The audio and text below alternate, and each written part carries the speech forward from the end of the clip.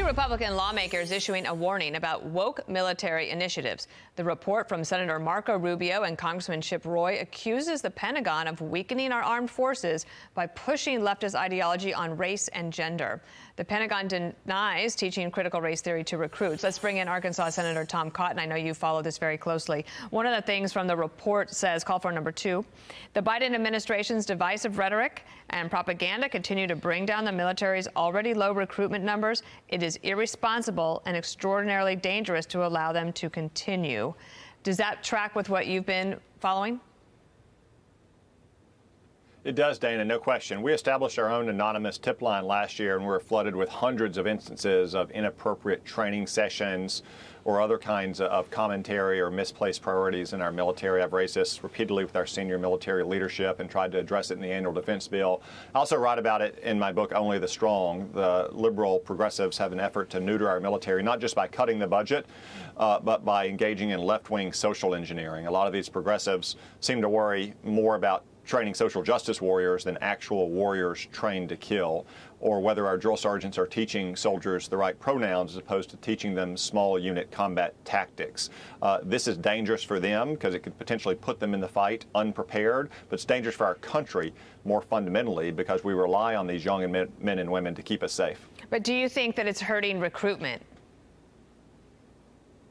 Yeah, I think there's no question it's hurting recruitment. I've heard this from recruiters, not just in Arkansas, but across the country.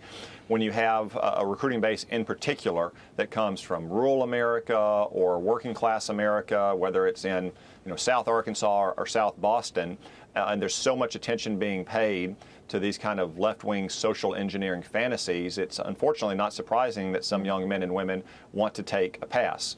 They join the Army to learn how to kill the bad guys. They don't join the Army to learn how to speak like they're at a faculty lounge. The Democrats would say, and have said, that they think the far greater concern is far-right extremism. Do you think that will be their response to this report? Well, maybe their response was just factually wrong. Last year, the Secretary of Defense insisted upon a so-called safety stand-down to discuss potential extremism. And then they launched this witch hunt in the department, trying to find all of these so-called extremists. And after millions of man-hours and almost a year of looking, with more than 2 million uniformed personnel, they found fewer than 100 persons associated with extremist organizations. And many of those were just ordinary criminal street gangs. Got it. Look, when I served in the military, as today, our young people are some of the very best we have. They're not extremists. I want to also ask you about this because I know you follow foreign policy closely as well. So yesterday at the World Cup, the Iranian national team, when they took the field, they refused to sing the national anthem. We can show you the video here. And they could very well pay a price for this. Even the New York Times writing that in silence or allowed high-profile Iranians signal support for protests. Any thoughts on this? Well, good for the Iranian soccer team for standing in solidarity with hundreds of thousands, probably millions of Iranians who are protesting in the streets for their basic rights while the Ayatollahs are machine gunning women and children to death.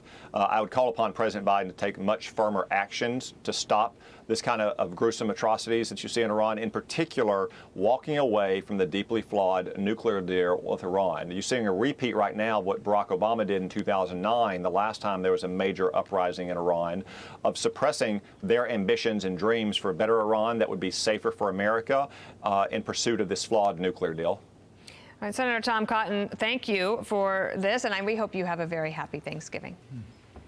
I'm Steve Doocy. I'm Brian Kilmeade. And I'm Ainsley Earhart. And click here to subscribe to the Fox News YouTube page to catch our hottest interviews and most compelling analysis.